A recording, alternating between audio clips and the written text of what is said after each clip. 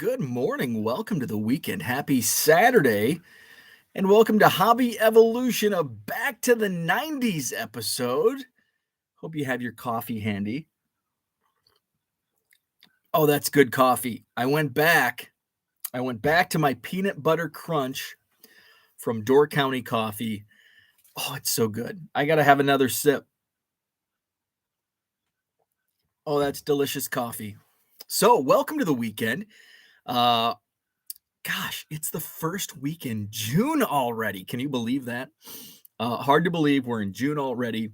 This is a packed. June's always a packed month, and I'm feeling like now I have stuff going on, so I couldn't have. I'm not broadcasting the softball state finals, which I did in Illinois, which I did play by play for the TV broadcast for the high school softball state championships, dating back to I think 2008 was my first year. And then, of course, COVID canceled 2020. Last year was kind of a mess. So I passed and not doing it this year. Wedding, birthday party this weekend, next weekend. So it's kind of weird. I saw a tweet this morning. It's the 12-year anniversary of Armando Galarraga pitching a perfect game, asterisk. It should be a perfect game. It wasn't. I remember I was in my hotel room on War Memorial Drive in Peoria when I saw the Sports Center highlights, the Armando Galarraga near perfect game. It's funny how memories like that they trigger I know exactly where I was because it was big news 12 years ago. So Herman's with us. Good morning, Herman. Good morning, Jason. So it feels kind of weird not being in Peoria this weekend broadcasting softball, but it is Annawan Fun Days weekend. I have not missed an Annawan Fun Days. Only one time I've missed in 40 years. I was actually born, and here's I was a Fun Days baby. My mom went into labor on my family was watching the parade, the Annawan Fun Days parade, Sunday, June 6th, 1982, at my grandma's house.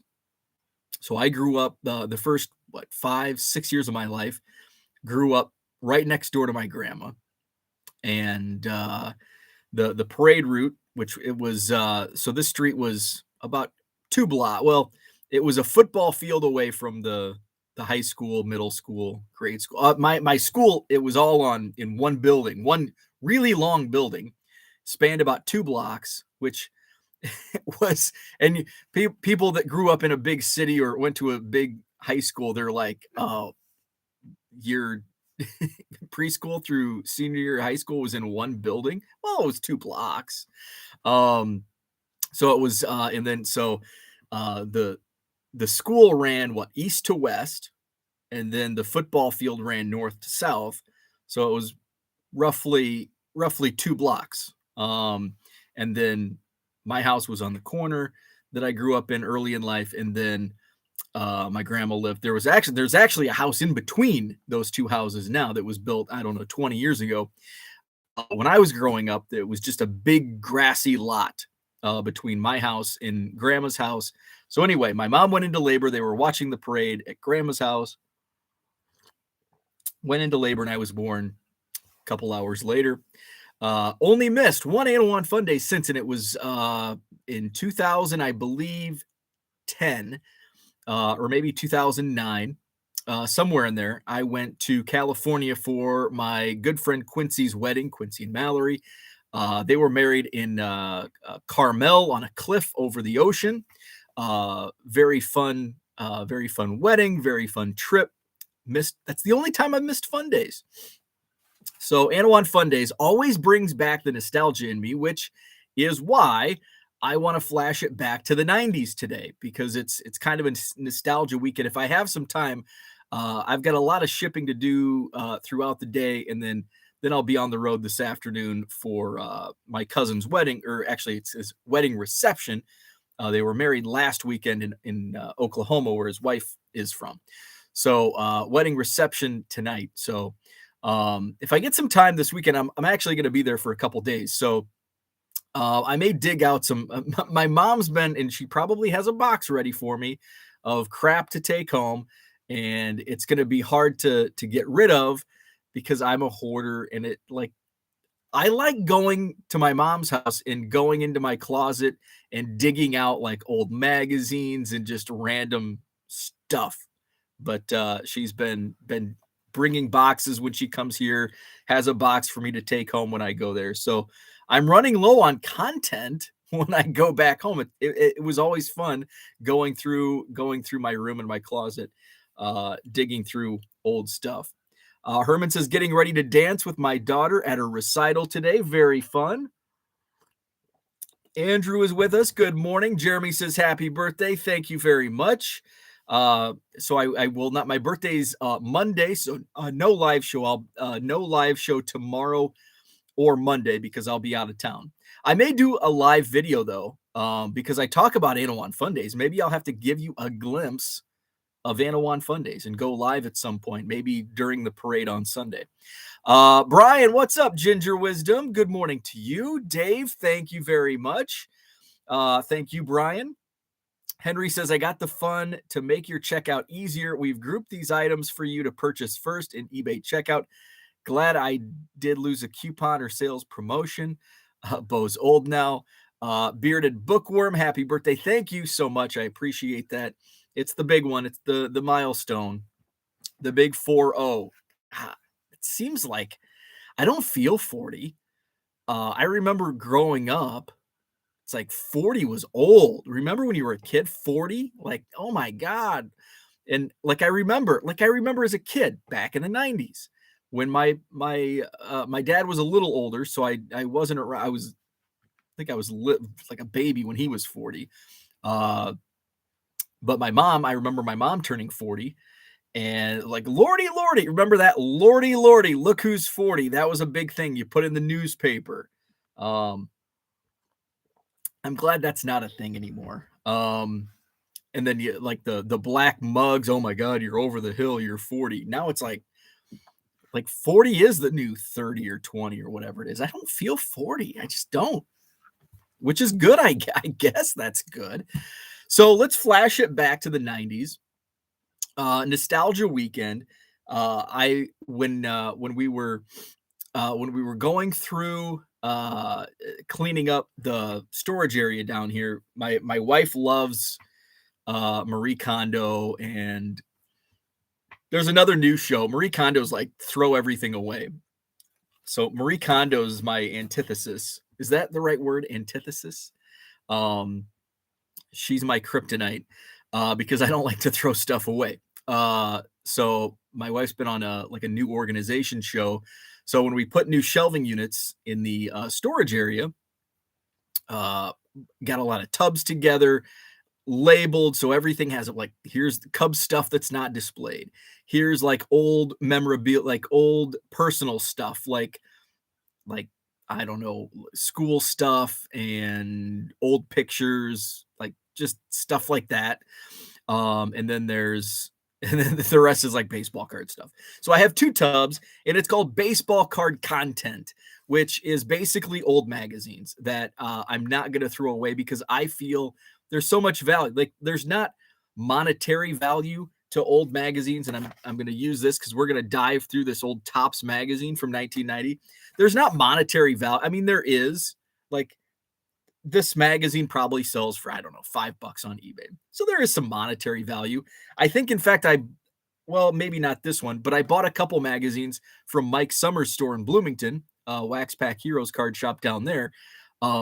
He had like a box of old Beckett's and Topps magazines, and they were like $2. So there was one, it was one of the Bo Jackson Beckett's. There was the Michael Jordan baseball card magazine. I'm like, $2?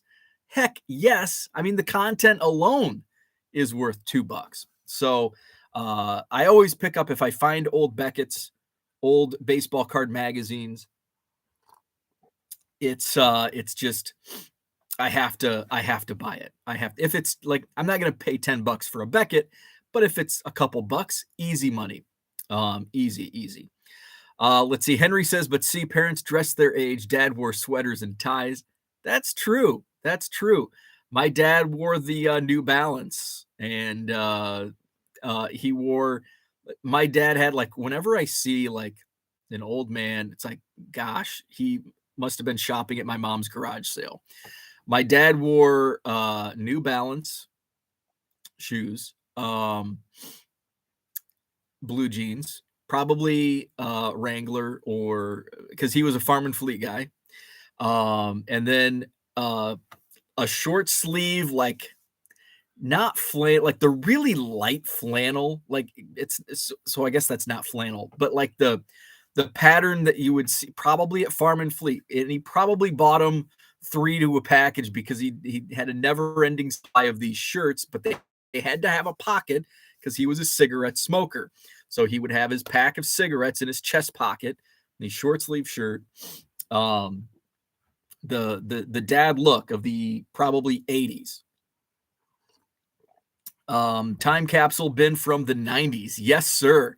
And 80s. I go back 80s and 90s. And then there's probably a couple like 2000 sprinkled in from various collections, or wherever I get these magazines from. But I always keep the baseball card magazines because they have great content. So we're gonna dig through an old Topps magazine, and then also this was in the Goodwill palette, 1991 CFL football cards, and I was saving this to do a video, and then when I thought, this is a very nostalgic weekend, let's talk about the 90s. I have that time capsule of 90s baseball card magazines. Let's dive in. I just grabbed one off the top, so there was no rhyme or I don't know what's inside content wise this Topps magazine, but we're gonna dig through and we're gonna find out what else is going on. Also, I want to share, in after I decided let's talk about the 90s this morning, I looked at my last 5 eBay sales. I don't think Jenny's with us right now, but Jenny's always interested in the last 5 eBay sales. At the time that I checked about 30 minutes ago, 4 of my last 5 eBay sales were actually 90s cards. So I thought that was very timely. So we'll dig into Oh Canada, sing it, B-Day Boy. So we'll dive into the last 5 eBay sales. What's going on? Well, what else is going on before we get into 90s talk? I did make a retail run yesterday. I was very passive though. I knew that my buddy Ryan, ripping one-handed, we always give each other retail updates. So he was out and about yesterday. 608 says, any hockey in the Goodwill? Yeah. Not as much on this one, but I do. There's some newer hockey in this, like from the last couple years. If you're interested in hockey, I would love to get rid of it. So Ryan told me he went to the Walmart nearest me. It's a small mart. Somebody I think in the chat said small mart. It was probably John Keating. Where's John? Because it's not a super center and it's one of the smaller Walmarts. So I think he coined the term small mart. So Ryan was there, and it's really weird because they have a well, it's goes with the territory, a small card section at the small Walmart. So they only stock Pokemon at the actual card section. They keep the sports cards behind the service desk, which is really weird. And here's why. During the hobby retail boom of a year ago or so, people were so the small Walmart, they didn't have any limits set, but the big Walmart, the next Walmart over, the super center, they had limits. I think limit 2, and then all of a sudden, and they have a huge card section at that Walmart. And then all of a sudden it flipped and you can go buy whatever you wanted at that Walmart. And now they're keeping the cards at this small Walmart behind the service desk. So it's really bizarre. So he said everything was behind the service desk. I can't remember what he said. There were no Bowman mega boxes, which, by the way, we had it confirmed. Ed said yesterday in the chat that his Walmart in Rhode Island had Bowman mega boxes. So they are in Walmart stores. Ryan also said Barnes and Noble had Bowman, but no Bowman mega boxes. So I'm kind of Bowmaned out. And there's actually somebody on Twitter, and I couldn't find it this morning. I saw it last night. Tweeted out like the value on like the average prices on cards from Bowman and how much a hobby box, how much your blaster box is. And it's like, ooh. And so I've like sold most of my Bowman 2022 from the blasters that I bought, which is probably a good thing. I made a killing because I got it like release week, and I had a pretty good hit that paid for all of it anyway. So that was good. So I'm done with Bowman. But if I went out and found a Bowman mega box, I would buy one or two. And I did order 6 from Target.com. I got my shipping notice. Originally, the shipping notice was set for delivery on Sunday. And I got an update yesterday, and it said now it's set for Wednesday, which I wasn't going to be able to open it until at least Monday night anyway. So Wednesday, I guess I can wait. It's always nice to get it, early, but it is what it is. So I did run to my Target. I had to go to the grocery store yesterday, and there's a Target next door. So I went into Target, and I couldn't tell if the card section had been stocked. It was really messy, and it was noon. So if the vendor stocks that Target, sometimes it's he used to have like a clockwork schedule. This particular Target, he would stock at like 4 p.m. It was like set your watch to it. But then during the chaos of 2020 and 2021, it kind of varied. So sometimes he does this one first. So I couldn't tell. There was a cart, like a wheeled cart next to the card section that appeared to have XL boxes. I was kind of in a hurry. So I just kind of glazed over the card section, nothing new that I could see.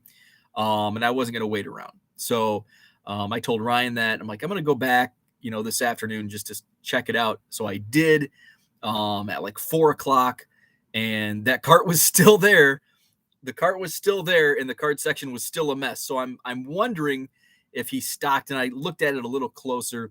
He may have stocked first thing in the morning, and people were there, whether it was Bowman mega boxes, Prism, football. It was just wiped in a tornado went through. So either way, I missed out. By that point in the day, like I wasn't going to drive around from Target to Target, Walmart to Walmart looking for cards. I've got some mega boxes coming. 6, they're $45 now, which I still think is, for me, I think is a good deal because I enjoy it. There's part of, and I talked about this yesterday, there's part of the price in these retail products that I enjoy ripping. So I consider part of that part of the cost. If it was strictly for the flip, it's kind of one of those, it's probably worth. And here's the thing. Bowman mega boxes are probably worth $45 because that's what they sell for on the secondary market. Now Topps is catching up, and they're like, hey, these sold for $40 to $50 on the retail or on the secondary market last year. Let's just set them at $45. That way nobody's going to clear the shelves and make additional money off us. So I think it's smart. And I know some people don't like it, but that's legitimately what the secondary market price demands. People are buying these for $40 to $45 on the secondary market. So it is what it is. So we'll see how it goes. 6 boxes coming my way next week. And of course, I'll do some breaks.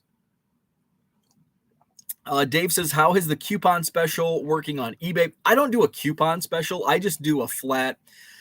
Right now I have just kind of a flat everyday sale, 25% off. It's basically a volume discount. It's not even a sale. It's just a volume discount. So when you buy 7 or more cards out of my eBay store, you get 25% at check, and it works automatically. So if you put 7, 8, 9, 10, 35 cards in your cart, it takes that 25% right off at checkout. That only works for regular priced. So if you submit an offer, or if an offer is sent and you accept, then that 25% is negated.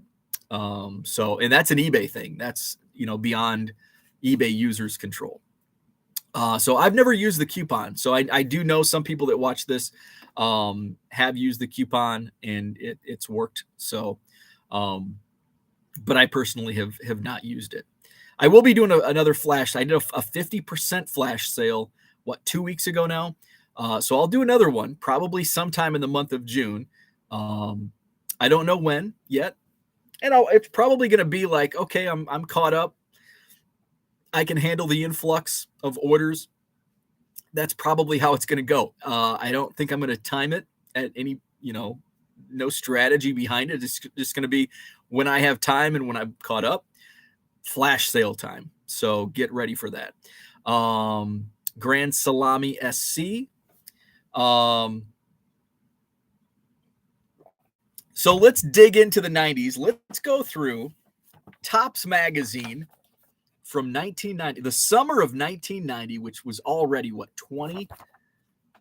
32 years ago. So we've got bonus cards inside, which I think are they still in here? The Bowman poster is still in here. So it's a poster of 1990 Bowman. Oh, and I like this magazine because, and I just realized this. Oh, so here's the Bowman. Those are not stickers. I like the back cover. Look at the Gatorade, the glass bottle Gatorade, and look who it is. My guy, Greg Maddux, in a Cubs uniform, 1990. So I think the bonus cards have been taken out. And I don't know if I took the bonus cards out, or I'm not sure where I got this magazine.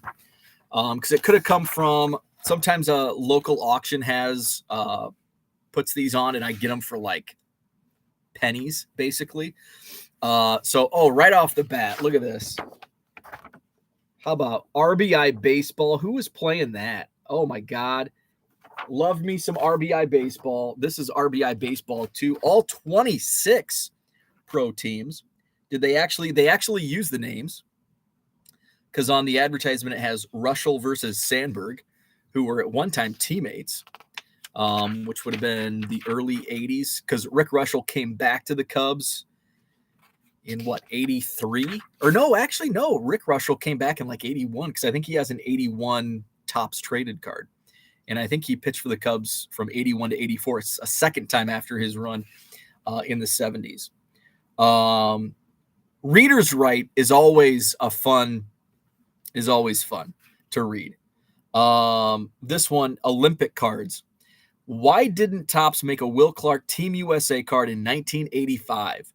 As you said in issue number 2, this is Topps magazine, he was the golden boy of the 84 Olympic team. Another question, are there other Olympic players who were left off Team USA cards? One more thing, my friends and I think Topps magazine is a great publication. Now remember, this is long before the internet. Well, not long, but significantly about 6 years before the internet became mainstream. At this time, you had to do your research on Encyclopedia Britannicas.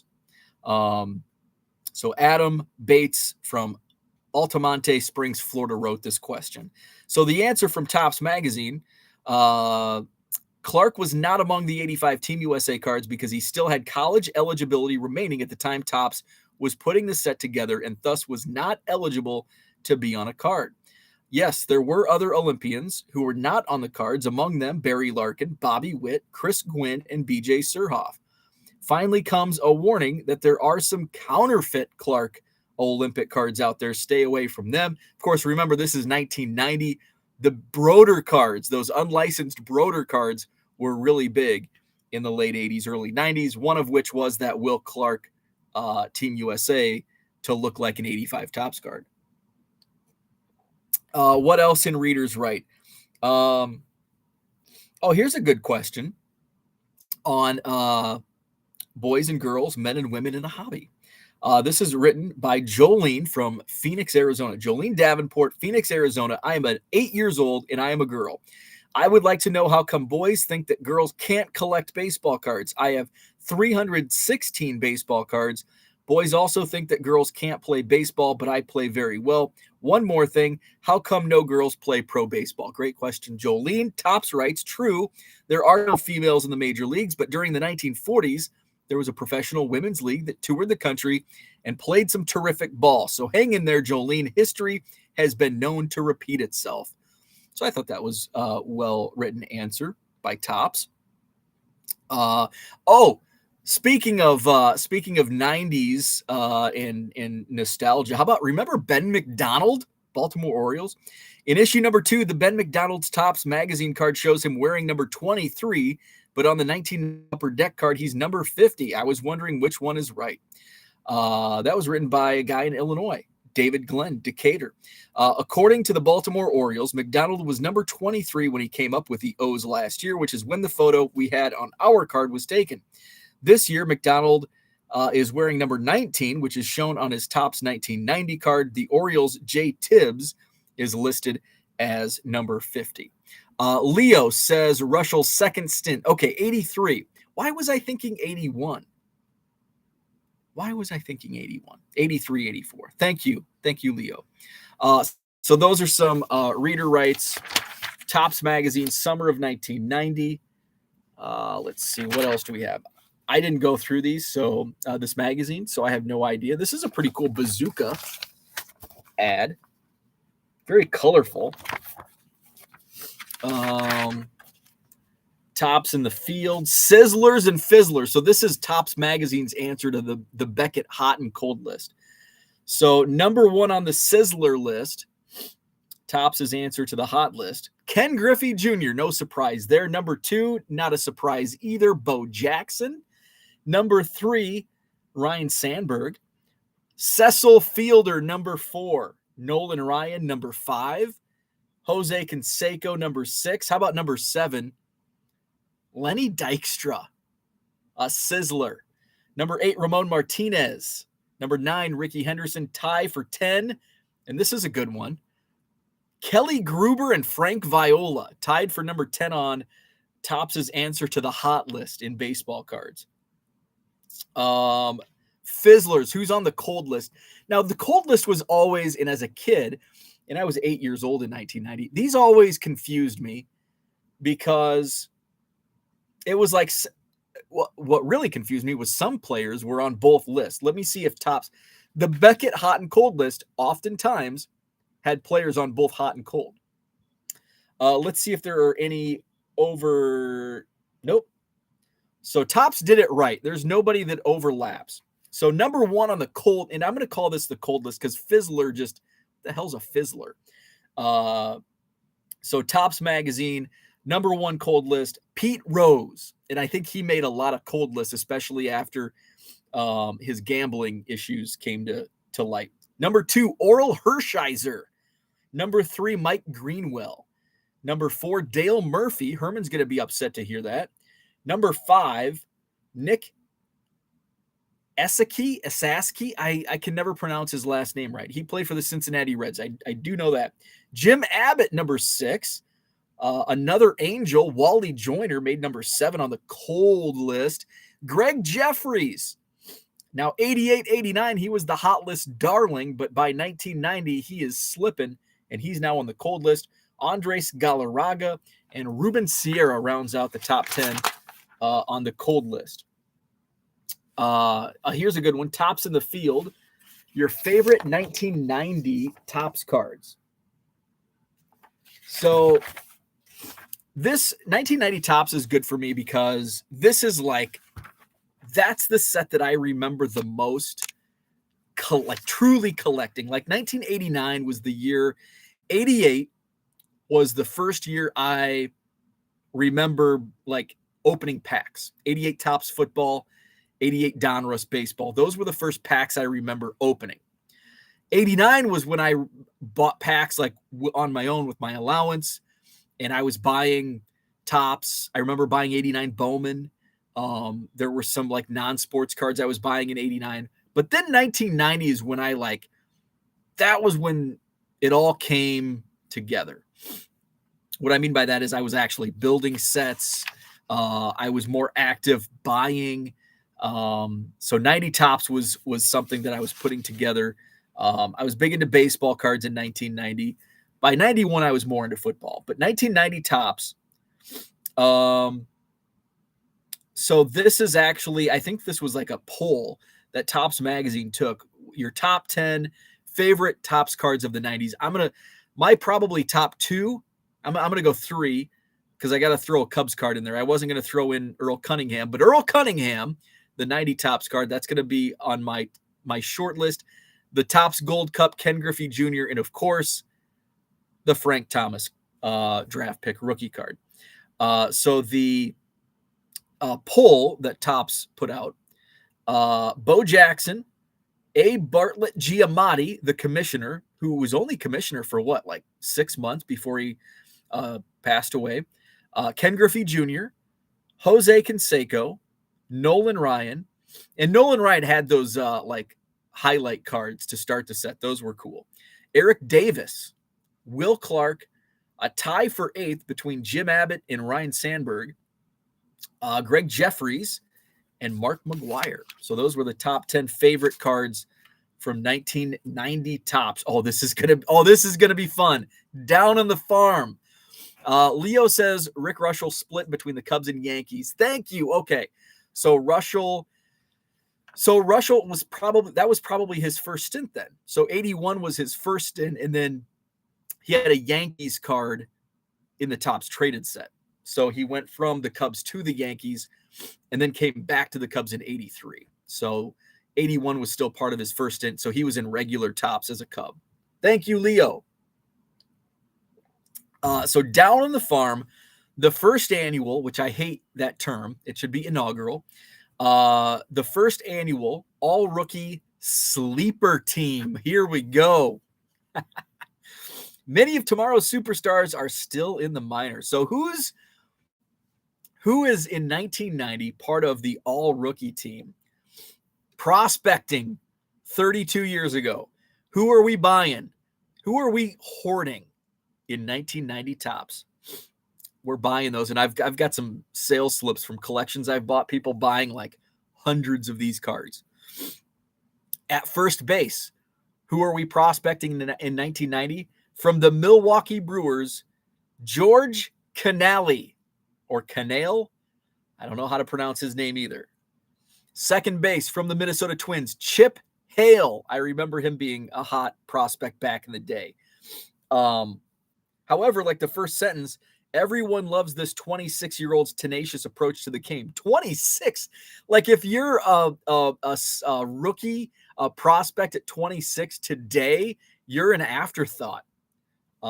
So that's how much has changed in 30 years. Louis Soho at shortstop from the Toronto Blue Jays. These are guys we're prospecting in 1990. Ed Whited of the Atlanta Braves. Herman can correct me on that pronunciation. I'm shocked how little I know about pronunciations from 1990 players. Who did we lose money on? Exactly. Bo Allred from the Cleveland Indians. Geronimo Baroa, outfielder, another Atlanta Brave. Here's one that actually panned out, an outfielder for the New York Yankees, Bernie Williams. Let's see. Kelly Mann, another Atlanta Brave. Boy, if you were prospecting the Atlanta Braves, you did lose a lot of money. Kelly Mann. Kevin Apier had a decent career. Mike Dyer did not, Minnesota Twins pitcher. Jason Grimsley of the Phillies, and Scott Scudder of the Cincinnati Reds. How about the do's and don'ts of selling your baseball cards? This is fun. And it's got a nice little breakout. I'll show you. The do's and don'ts of selling your baseball cards, which is kind of a theme here on Hobby Evolution. Do know value and grade of cards. I think that's stood the test of time and will continue to stand the test of time. Don't just guess. Okay, so that goes along the lines of knowing the value. Do consult price guides. Okay, I think we can kind of we can still do that, not Beckett or a paper price guide. I think price guides today are eBay and other online platforms. But this is a good follow-up. So the do is consult price guides, but don't consider price guides absolute indicators. They are just guides. And I think we can say the same with eBay comps and other comps. They are just a guide. Do study wanted to buy ads. There you go. And why? Because that gives you a sense of who's buying, what's in demand. Kind of like eBay sold. In when I kind of the strategy I take is, and I've told people, I just kind of throw stuff on eBay and see what sells. And I was talking with somebody yesterday, and they're like, I think I'm going to dive into a Roger Clemens box, and asked me how Roger Clemens doesn't really sell as well as other players from the 80s and 90s. Will Clark, Barry Bonds, Frank Thomas, Bo Jackson, Ken Griffey Jr. Those guys sell really well. And then players like Brian Taylor. That was kind of my experiment, throwing cards out to see what sells. And Brian Taylor sells really well. But surprisingly, Kevin Moss does not. Greg Jeffries sells. So I just kind of throw stuff on eBay and see what sells. And it gives me an idea. If I find a Brian Taylor autograph in a dollar box, I know I can move that for 10. Brian Taylor autographs sell for $10. Did you know that? Yes. Let's see. So do study wanted to buy ads, but don't read ads in just one magazine. And that's good. That still, not just magazines are kind of old school today, but online. Don't just go to one website. Get a flavor of them all, because there could be a little bias from website to website or magazine to magazine. Let's see. Do know the differences between dealers' buying and selling prices there, and I think that's pretty common knowledge, especially today. Don't get the two confused, and I still think that's, and I think we're going to go to eBay because that's just kind of what I talk about here. Where was I going with that? But listed and sold. So people say, well, somebody's got this listed for $100. Well, it's a $2 card. Have any sold for $100? No. You can list your cards for whatever you want. Doesn't mean that's what the actual market value is. Let's see. Do tell the dealer right away how much you want. Don't get an appraisal from one dealer and sell to another for a few dollars more. That's just common courtesy. Do sell cards in complete sets. Ooh, I think this is one that did not stand the test of time. Because I'm going to follow right as soon, and we'll move on after this because this might be boring to most people. So I'm going to circle back to that, and we're going to go into the CFL football cards. Do sell cards in complete sets, which I disagree with 32 years later. Don't break up sets unless you must. Okay, so we're going to circle back to this because I'm going to do exactly the opposite of what Topps Magazine is telling me. Do know your dealer. I think that's definitely important. Don't confuse retail and middleman dealers. Still important. Do remember it's just a fun hobby. Don't be surprised if you make a profit or be disappointed if you don't. And I think those are, for the most part, those are all good pieces of advice, with the exception of sets. Do sell cards in complete sets. Don't break up a set unless you must. I'm actually gonna disagree and say, do break up those sets. Don't sell them complete because you're losing out on money. And here's why. This is an example that I'm gonna break this set open. I'm gonna defy the instructions of Topps Magazine circa 1990 and open this set, and I'm gonna sell these singles. So 1991 CFL. These sell on eBay for roughly $10. Those are the sold comps for this 1991 sealed box set of CFL football cards featuring Raghib, Rocket Ismail. So $10 after fees, you're eating about $1.50 in fees. So now you're down to $8.50. It's going to cost, you can throw this in a bubble mailer for about $4 shipping. So now you're netting about $4.50. which, hey, isn't bad. But there's probably 100 cards in here. Yeah, that's about 100 cards. The Rocket Ismail is a popular card. Now, these aren't like overproduced. You don't see CFL cards all over like you do 1991 Fleer, 1990 Tops. Those are everywhere. A little tougher, although I do move. You'd be surprised how many 1990 Tops and 91 Tops and 91 Fleer singles I actually move in my eBay store. But they're less, and I think I can definitely make far more than $4.50 by breaking this up and selling these as singles. Maybe it's a little experiment. Maybe I toss these up in my eBay store next week. I list them all. $1.50 free shipping. We'll see how much sells in 1 week, as opposed to selling them at a gross price of $10 and netting $4.50. So let's open up 1991 CFL. We've got Raghib Ismail, who was like my favorite football player in the early 90s. He went to Notre Dame. I was a Notre Dame fan for a minute. And then he, I can't remember the exact story, but he went to the CFL. I think he couldn't agree on a deal with the NFL. And then he eventually went, I think maybe the Raiders had his draft rights, and he eventually came to the NFL, played a few years in the NFL. So we're opening this up. So this is what it looks like. It was sealed.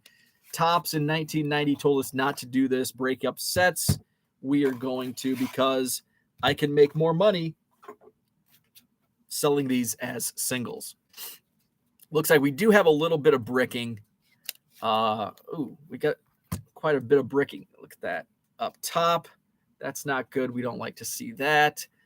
So, and it looks like it's only bricking in like the upper left corner, and there is going to be some paper damage.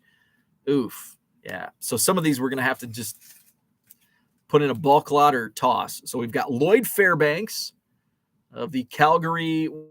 Who were they? The Stampeders, of course. The great Calgary Stampede. I know that from wrestling. Another Calgary, Derek Crawford. We've got Leo Blanchard, and this is, you can really see, oh man, we've got the Warren Moon with paper loss. This sucks because this is a card that definitely would have sold on eBay. Warren Moon played in the CFL from 1978 to 1983 with some paper loss. I'm going to put that on the side because somebody may buy that for $1.50 even with the paper loss. So this really sucks because here's a quarterback, Danny Barrett. We've got Dietrich Wise. Now we're into British Columbia. John Volpe, and he's a rookie. And what's cool is that it says rookie up in the top right corner. Let's see. Here we got a legend, Joe Theismann. Again, I'm going to do the same with Warren Moon. Even though it has paper loss, I'm going to put that on eBay and see if anybody wants it damaged. So here we've got Chris Skinner. Ian Sinclair, British Columbia. We've got a kicker, Louis Passaglia. Legend, Tom Clemens. Oh, we ruined Raghib Ismail. We ruined a Raghib Ismail. Toronto Argonauts. Let's see, James Mills. I think that this top was the only one, and it's terrible. Oh my God.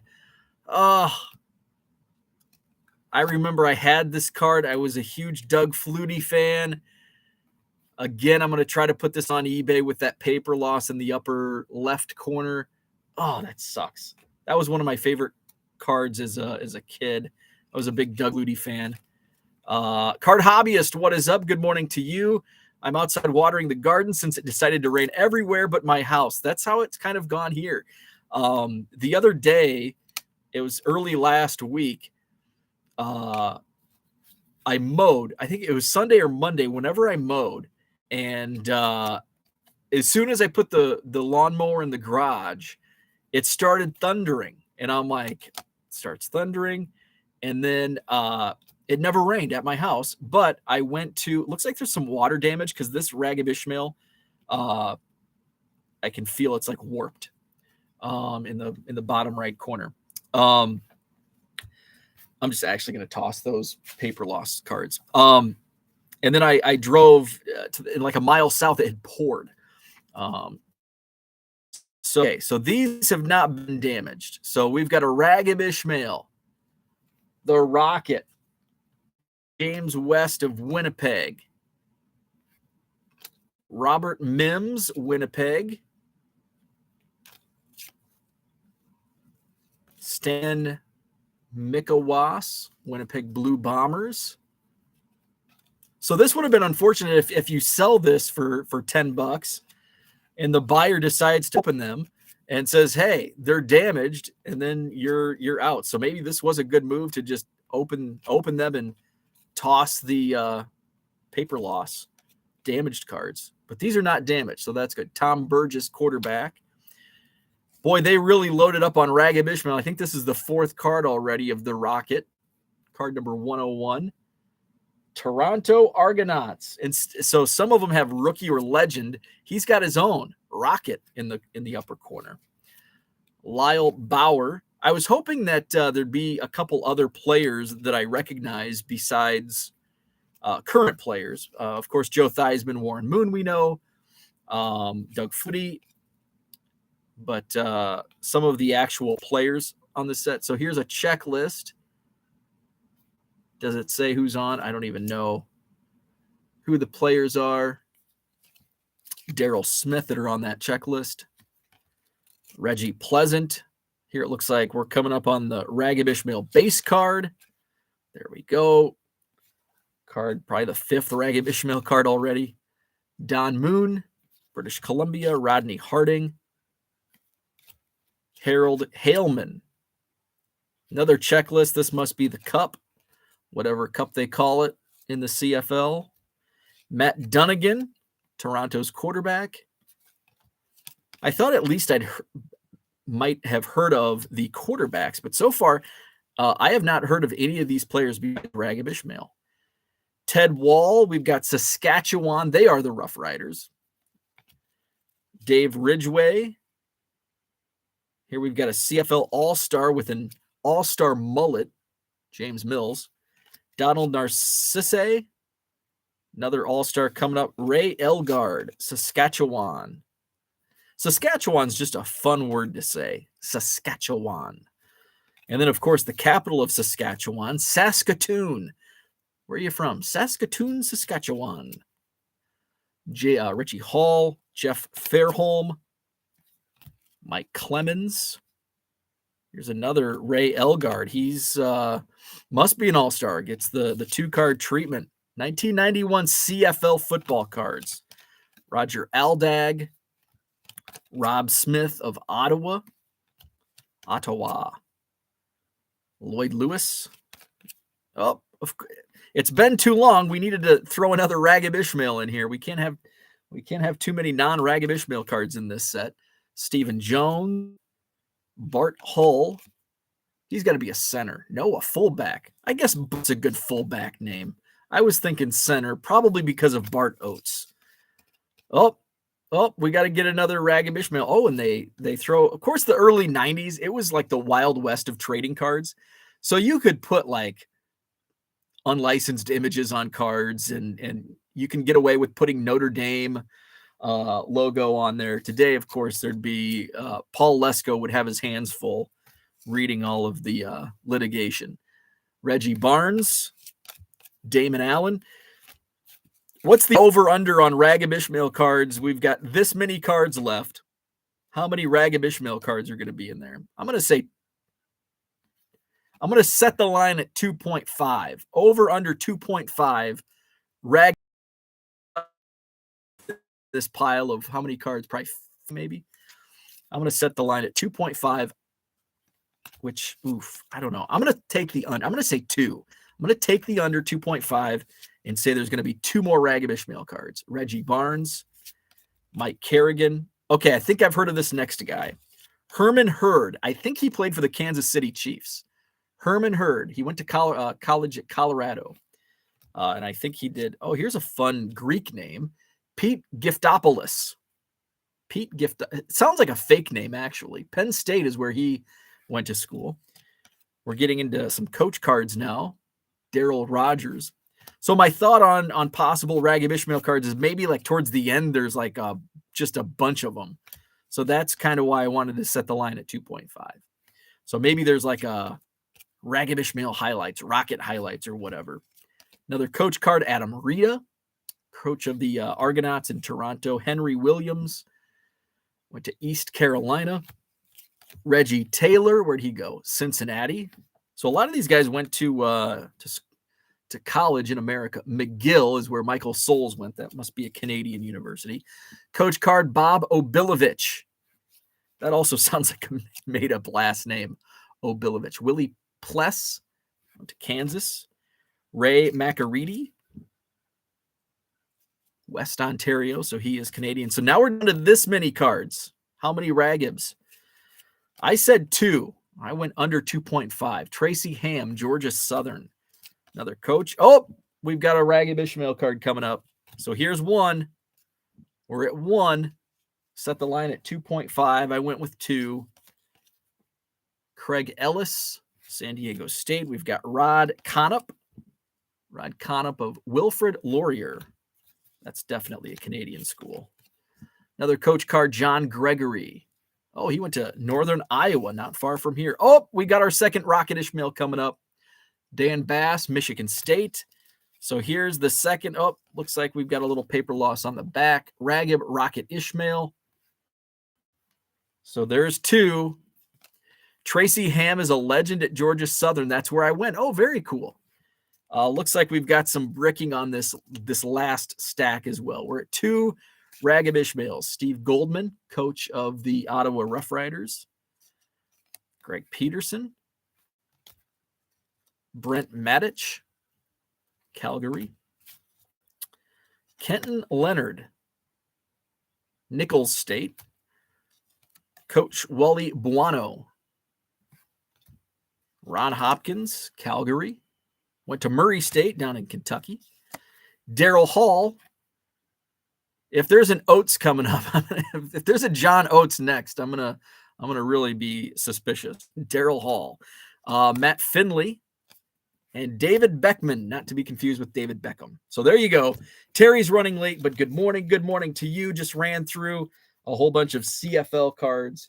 So let's count them up. How many Raghib Ismail cards were in that set total? 1, 2, 3, 4, 5, 6, 7, 8. 8 Raghib Ismail cards in that set. What else was there? Oh, and I just wanted to go through, it's a flashback to the 90s. We went through the 90 Tops magazine, went through the CFL cards.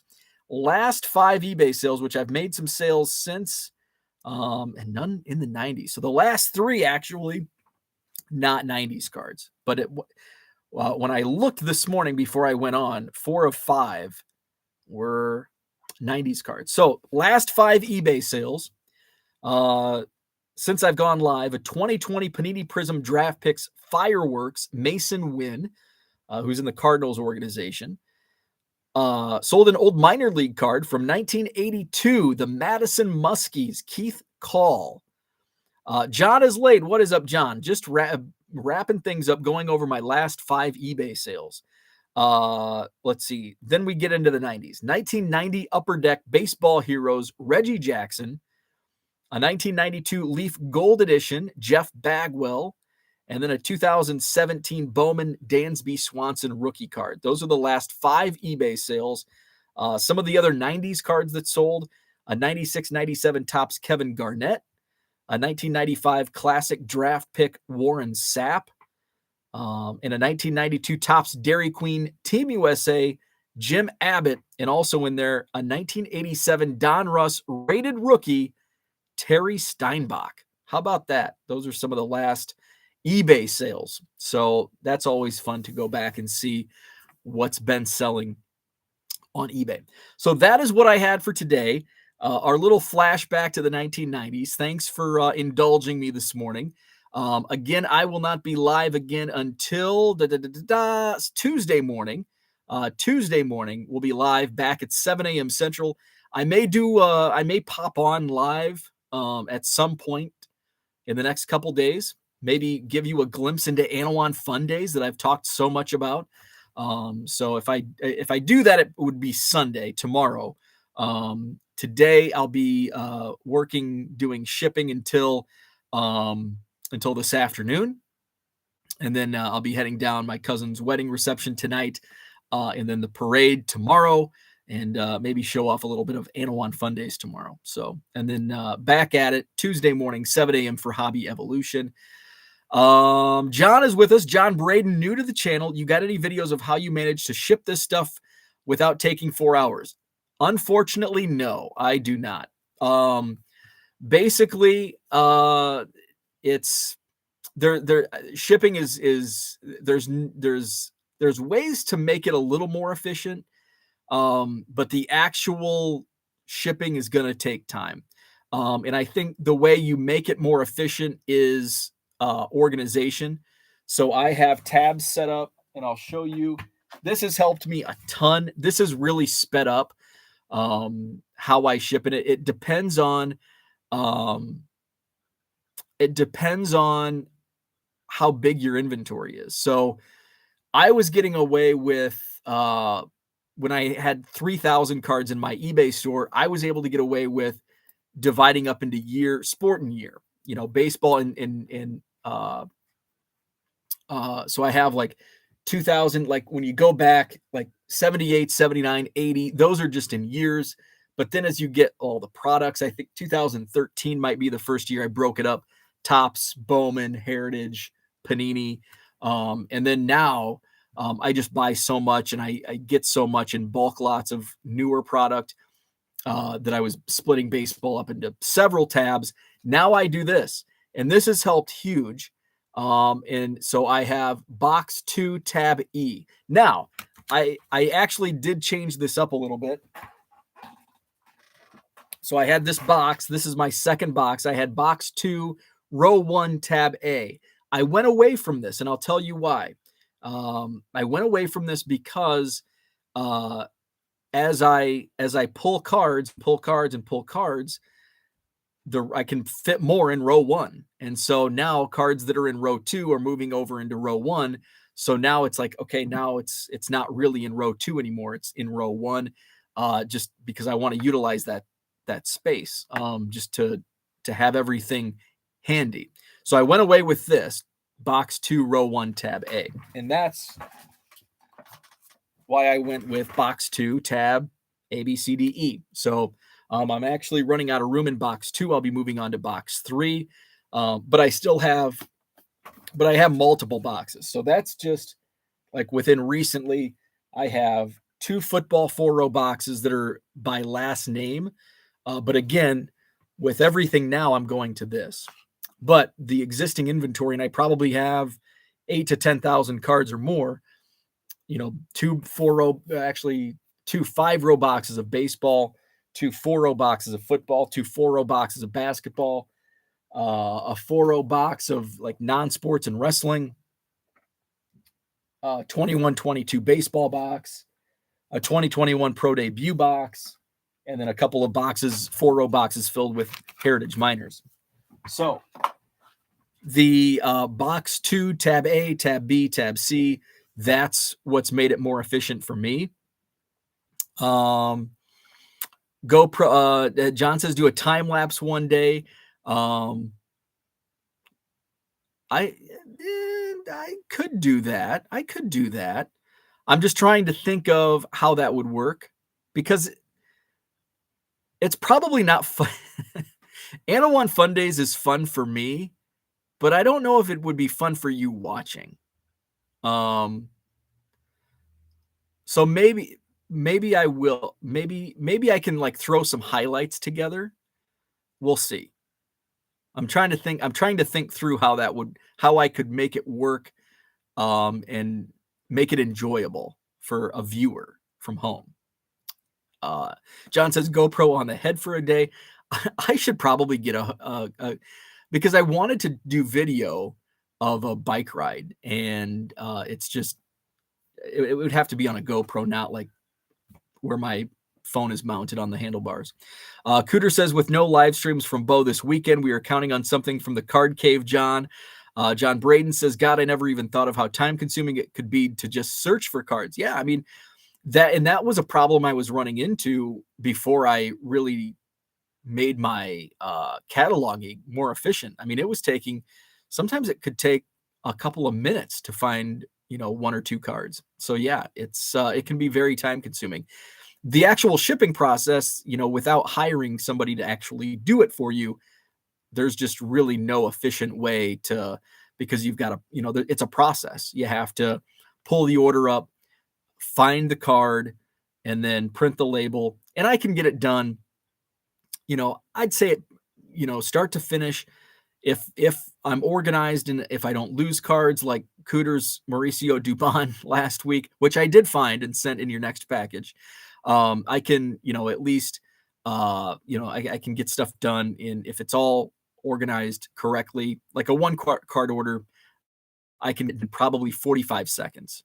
But if it's a multi-card order, or if I've misplaced a card, or if it's in the wrong pile, which actually happens quite a bit.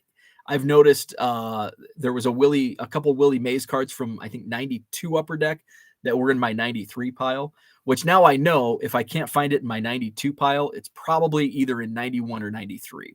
And I've noticed I do that a lot in the 90s because sometimes the years are off on those cards, and I wasn't really collecting as much, especially when it got to like 93 into the mid 90s. So that can prolong the whole process. Let's see. John says, talking about your shipping listing day, Hobby Hotline in an hour. I should get home for it. Hobby Hotline coming up at 10 a.m. Is that correct? Yeah, 10 a.m. Central. So check that out. Again, next show will be on Tuesday morning, 7 a.m. Central, and maybe I'll pop on at some point tomorrow to show you Annawan Fun Days. So have a great weekend. If you're going to a card show, have fun. I do know the Oak Creek, Wisconsin card show is today at the Salvation Army in Oak Creek, so check that out.